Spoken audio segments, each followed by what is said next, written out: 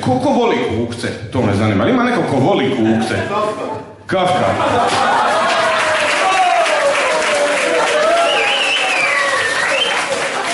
Je, on ima neki fetiš, sigurno na kukce. Ko voli kukce, eventualno neki poremeđeni kukcolog, ili kako se zove zanimanje kad si baviš kukcima. Ne znam, kukcologija. Koji ti je najmrži kukac? Žohar, hvala Bogu, svi ima žohar. Jel ima neko kukca koji mu je mržio žohara? Crn.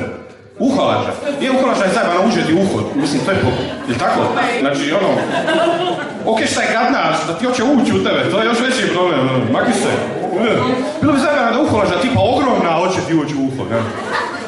Da je medved uholač, da hoće ti ući u uho. To je bilo stvarno zajebano. Još neko. Krpelj. Nisam nikad imao iskustva sa krpeljima, to mi je drago, ali da, on je stvarno znaš oni šta žive na državnoj sisi, tako isto krpelj. Dođe preključi se na tebe, boli ga kurac. Ja sam sad tu, ako me pokušaš izvadit komadić, mene će ostati u tebi, totalno šahmat je. Čuo sam da kako se krpelja možeš riješiti, trebaš ga nešto ga, ne smiješ ga iščupat, a ne možeš ti porazgovarati sa njim kak, možda bi bilo u redu da se makneš, ovo je moje tijelo, makni se nađeš, imaš svoje tijelo.